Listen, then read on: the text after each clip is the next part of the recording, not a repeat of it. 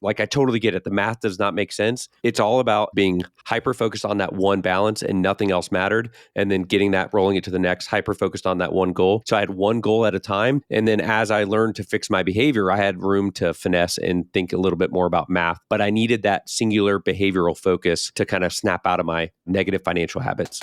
Welcome to the Military Money Manual Podcast, where every episode is all about achieving financial independence in the military faster than before. We believe personal finance shouldn't be boring or intimidating. Building wealth can be simple, and financial freedom is the ultimate financial goal. Now, here's your hosts, Spencer and Jamie. Hello, welcome to another episode of the Military Money Manual Podcast. I'm Spencer Reese from militarymoneymanual.com, joined by my co-host Jamie. Hey Jamie, what's up? Hey Spencer. Today we're going to talk about the Dave Ramsey baby steps. Everyone in the military has probably heard about these. Military or not, you probably have an opinion on them.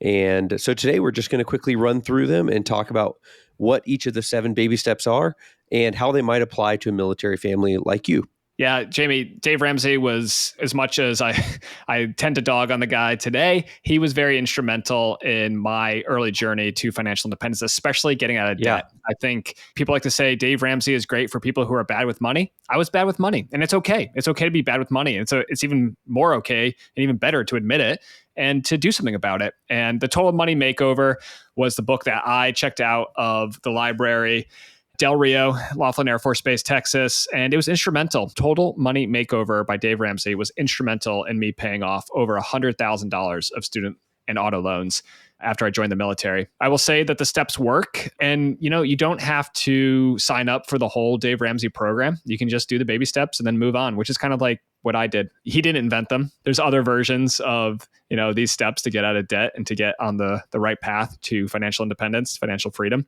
But I think that they are valuable and they have worked for millions of people. There's no denying that.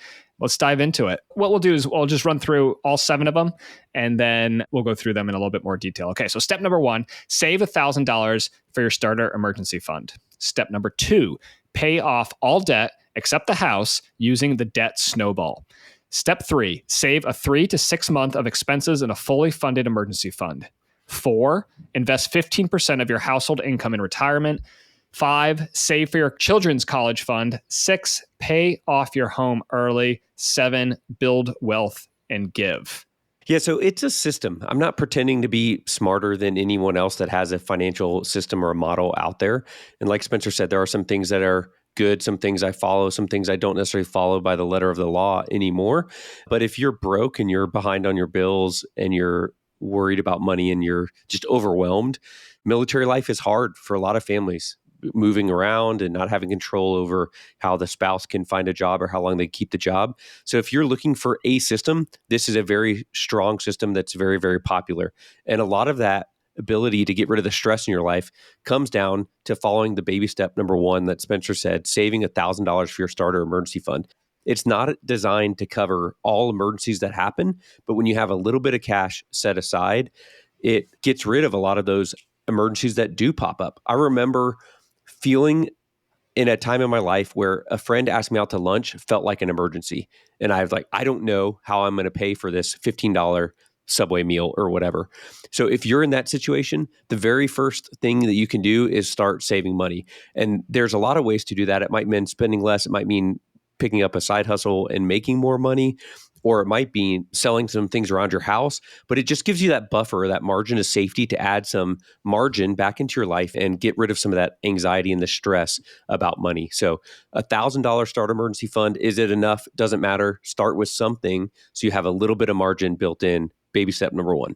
Yeah, Jamie, the margin of safety concept from Morgan Housel's book, The Psychology of Money, Warren Buffett also talks about it, right? Like, you want to give yourself wiggle room. You want to give yourself a buffer, and saving the $1,000 for the emergency fund, it's just a start. You got to start somewhere. The journey of a million steps starts with a single step. And, and a lot of people might argue, like, it's not nearly enough money. If you adjusted it for inflation, it'd be nearly $3,000 a day. Okay, fine. Go save up $1,000 emergency fund. Like, don't focus on the number. It's about breaking the paycheck to paycheck cycle. And it's about building that cash buffer so that when life inevitably happens, I had to take my dog to the vet the other day. It was $400.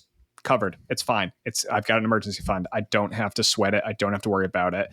And the emergency fund is the first step. It's step number one on your journey, but I think it's very important and you shouldn't skip it before you move on to step number two, which is pay off all your debt using the debt snowball. Now, Jamie, we can get into the tactical debate of the debt snowball versus the debt avalanche, prioritizing your smallest debt accounts first versus your highest interest rate accounts first. And everybody knows the math works.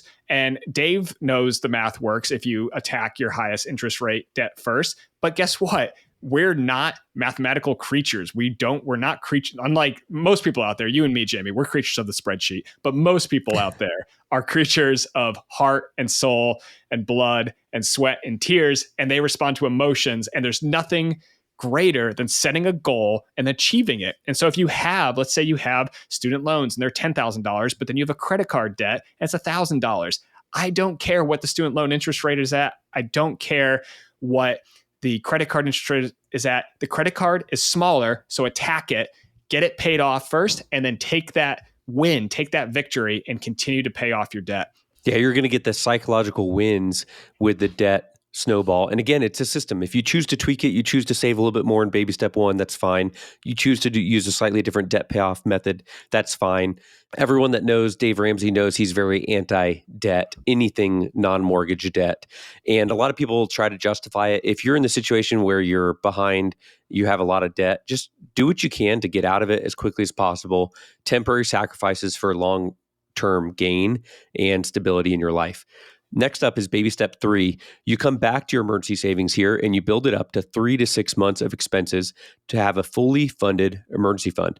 What that means is that you figure out, hey, it takes my family, say, $4,000 or $2,000 or whatever to have an emergency fund for 1 month. And this is our expenses that we need to survive. Includes the basics for sure, but could also include things that you don't necessarily want to get rid of. So when I'm talking the basics, it would be your housing, your food, reasonable transportation, reasonable clothes, maybe some going out or whatever, all the way to I'm going to keep my Netflix subscription. I'm going to keep Amazon Prime. I'm going to keep going out with my friends at the same rate. So you can kind of choose exactly how you define that fully funded emergency fund, but at least start with identifying what your expenses are each month. And then you can decide, do I want 3 months? Do I want 6 months? Do I want to be min expenses? You know, if I lose my job and I have no income, you can bet that I'm going to cancel Netflix and I'm going to stop eating out and all those things if I have no other option. But you have a little bit of flexibility on here with this step. You and your spouse, if applicable, your family needs to take care of identifying what are your expenses and what would you cut back to in an emergency. Yeah, for me, Jamie, it was always, I wanted to be able to cover car expenses. So that in my mind, that was like $1,000, $2,000, maybe $3,000. Like one time my wife was driving the car, went over a speed bump too fast, cracked the oil pan, and that was like $500. I'm like, the car was only worth like $2,000 anyway. So probably should have just gotten rid of it then. But car expenses, plane tickets home, that was another big one. So wherever we were stationed, and the military is going to send you all over the world, but being able to get your entire family back to your extended family, you know, for a funeral, for a wedding, you can probably plan ahead and save for, but sometimes a funeral or sometimes some other medical emergency or some kind of family emergency, you're not going to have time to pay for it. Now, there are resources out there like the Army Emergency Relief Society, same with the Air Force, the Marines and the Navy and the Coast Guard. They all have similar programs, but if you don't have to go and you're going to have to pay those loans back too. They're no interest, but you're going to have to pay them back. And if you just have the money already and you never have to go ask for help, I mean, people hate asking for help. So if you have the money set aside and you can take care of yourself, put on your own oxygen mask first before helping others. So take care of yourself. I've seen arguments made online that military don't need a 6-month emergency fund because it would be very rare and uncommon for you to lose your job, active duty military, without some kind of foreknowledge. It's very hard to get fired from the military once you're in. So I've seen arguments that some people say, oh, I only keep 2 months, a month, 3 months in my emergency fund.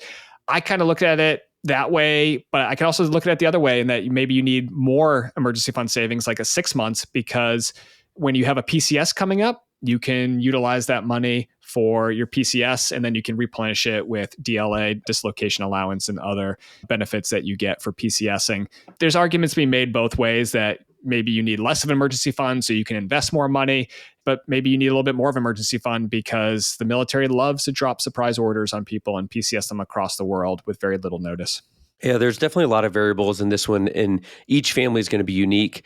I would say if one spouse feels very strongly that for emotional security reasons, they want 6 months is saved up, then maybe consider going with the emotional security blanket feeling of having 6 months saved up. Even if the spreadsheet nerd and the budget nerd, on the other hand, the other spouse doesn't think you need more than 3 months or maybe you only need 1 month.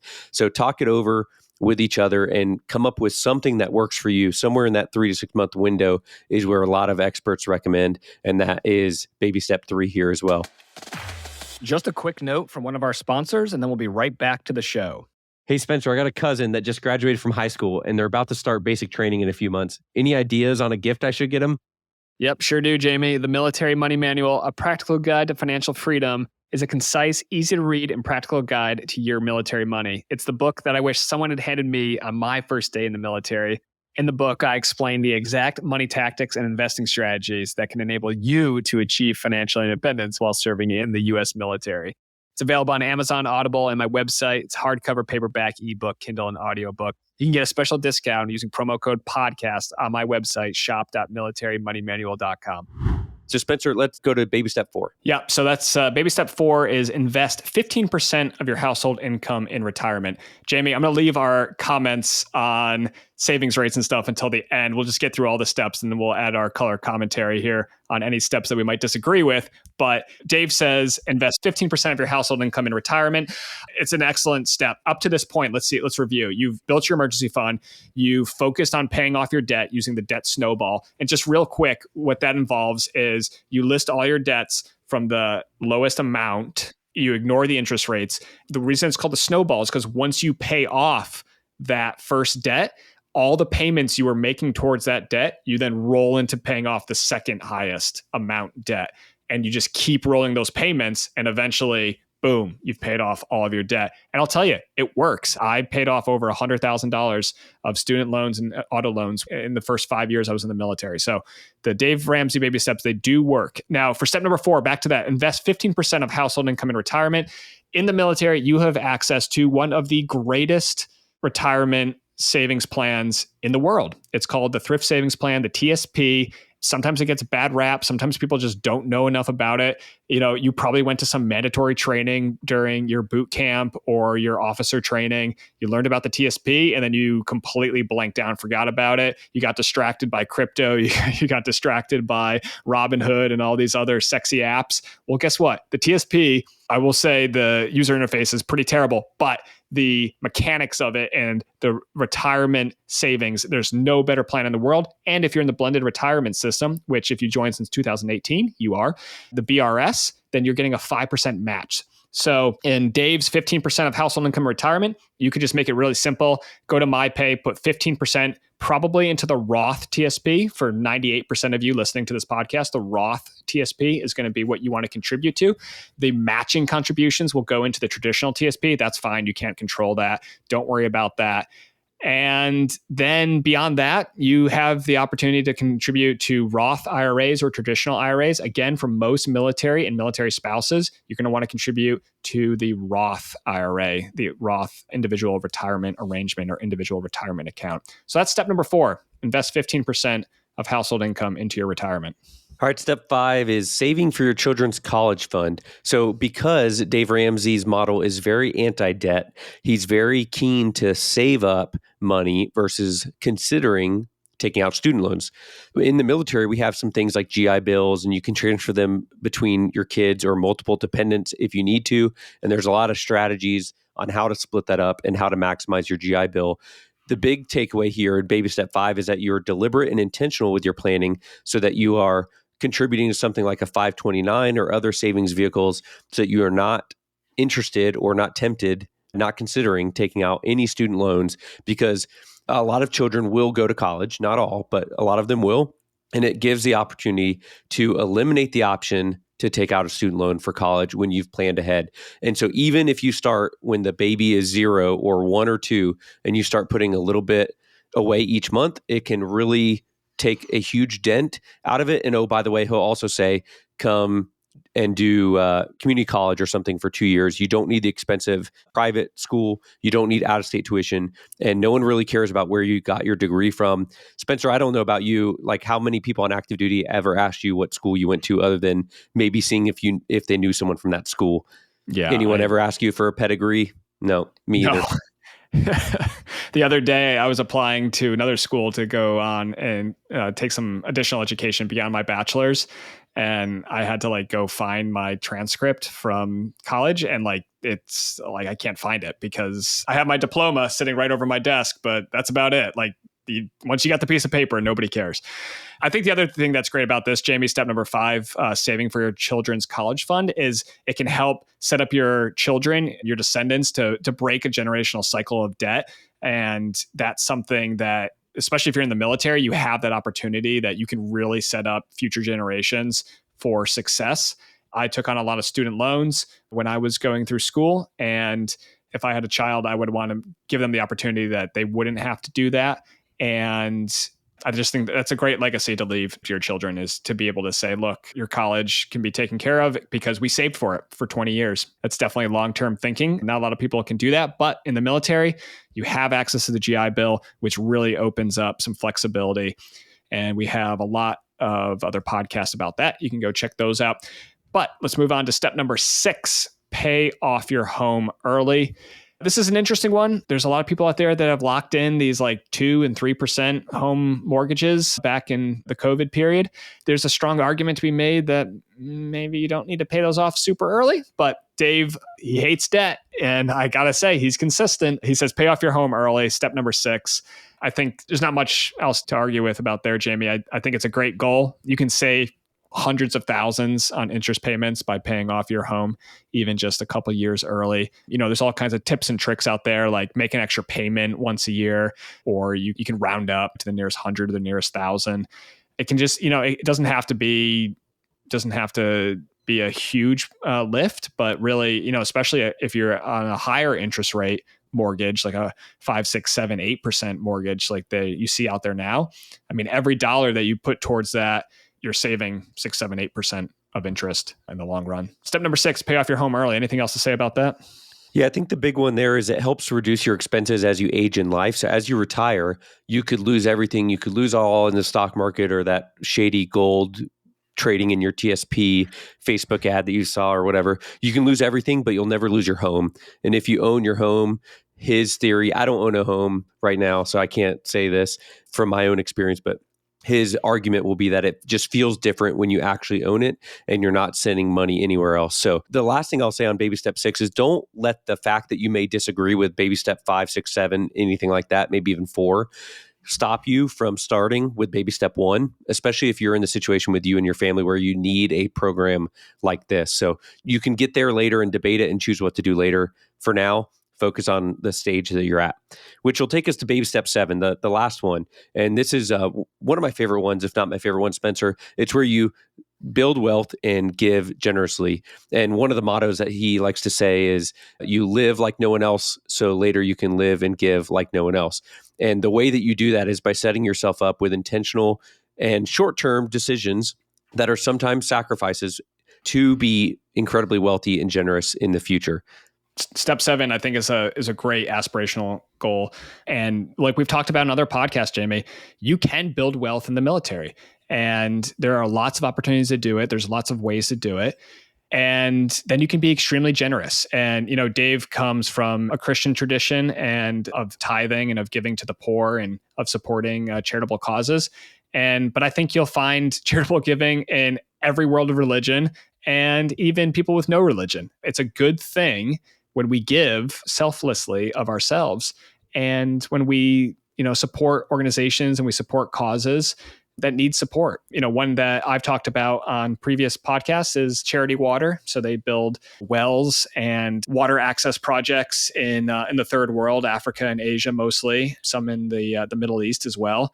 And another great organization that I have experience with, givewell.org. They're very evidence-based charity organization. So they do a lot of research and they try to figure out, okay, where can my dollar go that's going to have the maximum impact and save the most lives or improve lives the most? As a spreadsheet nerd, those kind of causes speak to me, but you might have another cause that speaks to you, or you might want to just support your local church or your local mosque or synagogue, or any other homeless shelter in your community. So, and when you're wealthy, when you've built wealth and you follow these baby steps, you'll have those opportunities. We've talked about, there's a lot of tax advantages to it. Donor advised funds are an excellent vehicle if you're in that wealth building stage where you can minimize your taxes and continue to give to the organizations that you want to support. I think that's a great aspirational goal that Dave Ramsey has set in step 7 here. And it's actually quite amazing that in 7 steps, you can go from living paycheck to paycheck to being the kind of person that has so much wealth, you have to share it with others. And what a fantastic opportunity. Not just have to, but get to. And I think picture the future of these decisions that you're making now enable you to give generously to your family, your friends, your coworkers. You meet someone that's down on their luck or having a bad day, or maybe they did make terrible decisions, but just need someone to show them some love. And the ability for you to do that is a really nice target to keep in mind as you're going through these baby steps. Spencer, what about some military specific things? Now that we've worked through the 7 baby steps, are there any other things, I know we mentioned a few of them, that might tweak our approach to these baby steps? One thing for the military is you have some unique opportunities throughout your career, possibly with tax-free combat zone tax exclusion deployments, where you can really accelerate these baby steps. For me, that was extremely valuable to be able to pay off my debt extremely quickly, is because I was not paying taxes on my income for several years of my income in the military. The thing that the military, there is a lot of uncertainty and instability that comes with being in the military, whether you're a military spouse or you're active duty, guard, reserve. But the one thing that you can usually count on is getting that paycheck, especially if you're active duty, on the 1st and the 15th of every month. Even when Congress is driving up the drama, as they do in January every year with the NDAA, they have not failed to pay us in the last couple of decades, other than the Coast Guard. Sorry, Coast Guard. So I think, there's an opportunity there that you can adjust the baby steps a little bit if you're in the military. But I think in general, I think they're a great place to start, and they're called baby steps, right? They're literally steps for babies. So once you've increased your financial acumen, your financial knowledge a little bit, it's okay to move on from the baby steps and move into something else. It's like, what are these? A school for ants? So, Spencer, the 7 baby steps, like you said, they were instrumental in my journey as well. If someone's interested in this, there's Dave Ramsey's YouTube. He's got a podcast. He's got a whole slew of personalities, not just Dave Ramsey anymore. But the book you mentioned is The Total Money Makeover, and Financial Peace University is a class that you can do either in person or online in a lot of cases. And a lot of the base chapels will even host that, sometimes for free.